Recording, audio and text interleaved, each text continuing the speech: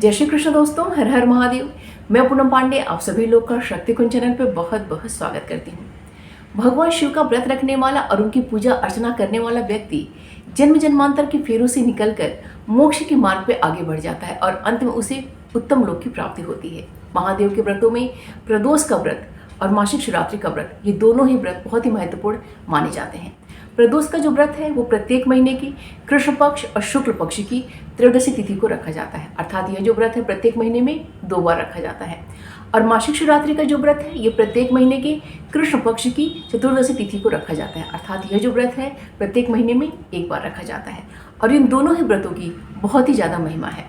प्रदोष का व्रत या फिर मासिक शिवरात्रि का व्रत अगर कोई व्यक्ति रखता है तो उसके समस्त प्रकार के पाप नष्ट हो जाते हैं और उसके सभी कष्ट दूर हो जाते हैं और उसे समस्त प्रकार की सांसारिक सुखों की प्राप्ति होती है।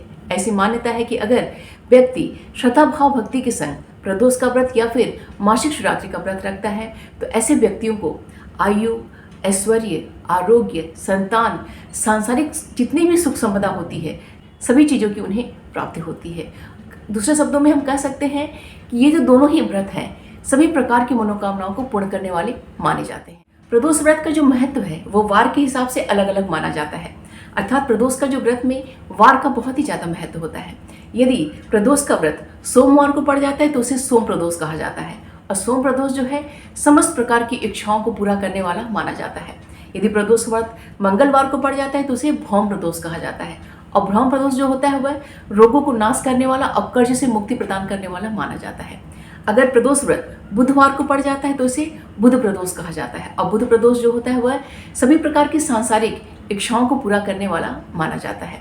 अगर प्रदोष व्रत गुरुवार को पड़ जाता है तो उसे गुरु प्रदोष कहा जाता है और गुरु प्रदोष जो है ये शत्रुओं का नाश करने वाला और सौभाग्य में वृद्धि करने वाला माना जाता है। यदि प्रदोष व्रत शुक्रवार को पड़ जाता है तो उसे भृगुवारा प्रदोष व्रत कहा जाता है और भृगुवारा प्रदोष जो होता है वह समस्त प्रकार की सांसारिक जो सुख होते हैं उनको प्रदान करने वाला और सौभाग्य में वृद्धि करने वाला माना जाता है। यदि प्रदोष व्रत शनिवार को पड़ता है तो उसे शनि प्रदोष कहा जाता है। शनि प्रदोष जो होता है वह संतान को प्राप्त कराने वाला अर्थात पुत्र की प्राप्ति कराने वाला माना जाता है। यदि प्रदोष व्रत रविवार को पड़ जाता है तो उसे रवि प्रदोष कहा जाता है। रवि प्रदोष जो है उत्तम कांति प्रदान करने वाला, शरीर जो निरोगी काया प्रदान करने वाला और जो भी आपके समस्त प्रकार के जो त्वचा संबंधित जो रोग हैं, आपके शरीर के जो रोग हैं उनको नष्ट करने वाला माना जाता है। तो प्रदोष के व्रत में वार का बहुत ही ज़्यादा महत्व होता है। ऐसी मान्यता है कि अगर कोई व्यक्ति त्रयोदशी का व्रत करता है तो उसे 100 गायों को दान करने के बराबर उसे पुण्य की प्राप्ति होती है। प्रदोष का व्रत और मासिक शिवरात्रि का व्रत ये दोनों ही जो व्रत है बहुत ही महत्वपूर्ण माने जाते हैं। आइए जानते हैं कि वैशाख कृष्ण पक्ष का प्रदोष व्रत कब रखा जाएगा और वैशाख का मासिक शिवरात्रि का व्रत कब रखा जाएगा। तो वैशाख कृष्ण पक्ष की त्रयोदशी तिथि का जो प्रारंभ है वह 25 अप्रैल दिन शुक्रवार की दोपहर में 11:44 से प्रारंभ हो रही है और यह त्रयोदशी तिथि अगले दिन 26 अप्रैल दिन शनिवार की सुबह में 8:27 में समाप्त हो रही है। उसके पश्चात चतुर्दशी तिथि प्रारंभ हो जा रही है। तो 26 अप्रैल दिन शनिवार की सुबह में 8:27 से जो चतुर्दशी तिथि प्रारंभ हो रही है तो ये पूरे दिन और पूरी रात्रि प्राप्त हो रही है। अगले दिन 27 तारीख की सुबह में जो है चतुर्दशी तिथि समाप्त हो जा रही है। उसके पश्चात अमावस्या तिथि प्रारंभ हो जा रही है।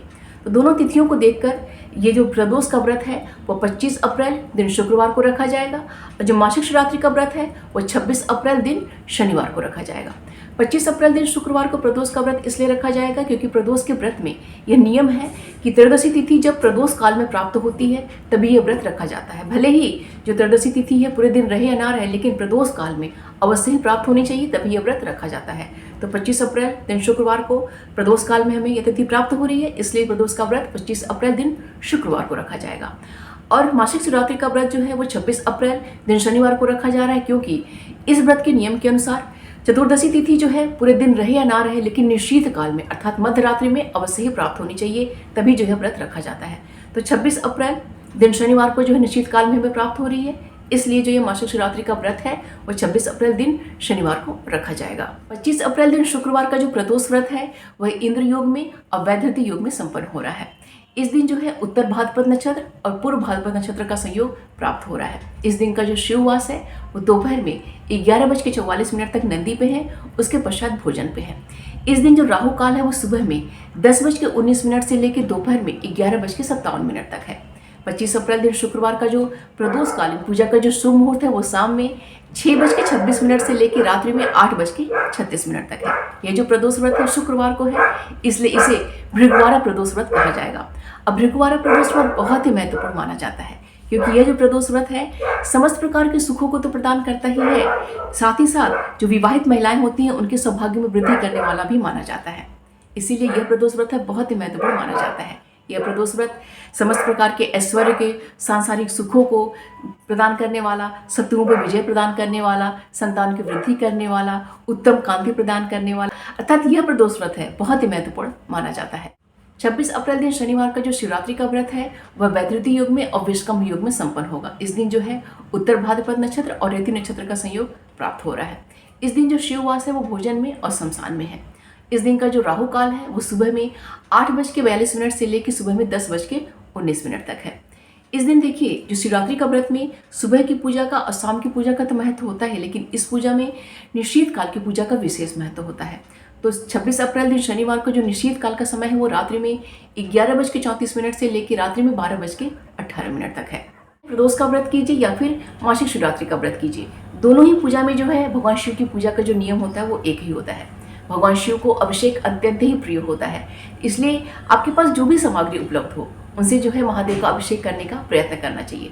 महादेव के अभिषेक के लिए हम जल से अभिषेक कर सकते हैं, गंगा जल से कर सकते हैं, दूध से, दही से, शहद से, शक्कर से, घी से, जो फलों के रस हैं जैसे कि अनार का रस है, अंगूर का रस है, संतरे का रस है, आंवले का रस है, इन सभी जो रसों से है महादेव का हम अभिषेक कर सकते हैं। गन्ने का रस है, गुड़ के रस से, कुशोदक के जल से, अर्थात जो है कुश जो होता है उसको जल में जो है डुबा के उस जल से, तीर्थों के जल से, जो भी सामान आपके पास है, जो भी सामग्री आपके पास है उनसे जो है ज़्यादा से ज़्यादा महादेव को अभिषेक करना चाहिए, क्योंकि अभिषेक करने से महादेव अत्यंत ही प्रसन्न होते हैं। और जो है महादेव का जब अभिषेक करें तो हम दारिद्र्य दहन शिव स्तोत्र से उनका अभिषेक कर सकते हैं, रुद्राष्टक से उनका हम अभिषेक कर सकते हैं, शिव पंचाक्षर स्तोत्र से हम उनका अभिषेक कर सकते हैं, क्योंकि ये जो सभी स्तोत्र हैं वो सरल, बहुत ही सरल होते हैं। तो इन स्तोत्रों के माध्यम से ही महादेव का हम अभिषेक कर सकते हैं। जब उनका अभिषेक हम कर लें तो उन्हें विभिन्न प्रकार के पत्रों और पुष्पों से उनका हम श्रृंगार करें, क्योंकि जो बेलपत्र है, समी पत्र है, दुर्वा है, तुलसी की मंजरी है, मदार का फूल है, धतूर का फूल है, ये जो अर्पित करने से महादेव अत्यंत ही प्रसन्न होते हैं। तो जो भी उपलब्ध आपके पास है महादेव को हमें अवश्य ही अर्पित करना चाहिए। इसके पश्चात अब जो भी स्तोत्र का पाठ कीजिए, लेकिन शिव महिमनी स्तोत्र का पाठ अवश्य कीजिएगा, क्योंकि महादेव के जितने भी स्तोत्र हैं उसमें शिव महिमनी स्तोत्र की बहुत ही ज़्यादा महिमा है। अब इसके अलावा महादेव का जो सहस्त्र नाम है उसका आप पाठ कर सकते हैं, जितना आपके पास समय है उसके अनुसार जो है जो महादेव के ज़्यादा से ज़्यादा स्तोत्रों का, उनके मंत्रों का जाप करिए, उसका पाठ कीजिए। और जो सारी पूजा आप कीजिए श्री सांब सदा शिवाय नमः यह कहते हुए जो है महादेव का पूजन अपना संपन्न कीजिए। महादेव और माता पार्वती दोनों ही परम कृपालु और परम दयालु हैं। तो जो भी आपके पास सामग्रियाँ हों, जो भी आपके पास उपलब्ध हो, पत्र और पुष्प, जो भी इनके पास अभिषेक के लिए जो सामग्रियाँ हों, सब कुछ जो है उन्हें सच्ची श्रद्धा भाव भक्ति से उन्हें अर्पित कीजिए, तो वो अत्यंत ही प्रसन्न हो जाएंगे। वो सामग्रियों के भूखे नहीं हैं, आपके भाव के भूखे हैं। तो जो भी आपके पास कम ज़्यादा सामान है उन्हें जो बहुत ही प्रेम से, बहुत ही श्रद्धा से उन्हें आप अर्पित कीजिए और श्री सांब सदा शिवाय नमः, श्री सांब सदा शिवाय नमः यह कहते हुए उनकी पूरी पूजा जो है संपन्न कीजिए। तो उम्मीद करती हूँ कि यह वीडियो आप सभी के लिए बहुत ही हेल्पफुल होगा। वीडियो से संबंधित कोई भी प्रश्न अगर आपका है तो कमेंट बॉक्स में आप मुझसे पूछिएगा, मैं उसका रिप्लाई आपको अवश्य करूँगी। वीडियो को प्लीज़ लाइक करिएगा, शेयर कीजिएगा और कमेंट बॉक्स में हर हर महादेव अवश्य लिखिएगा। मिलते हैं अगले वीडियो में। अपना और अपनों का ख्याल रखिएगा। जय श्री कृष्ण। हर हर महादेव।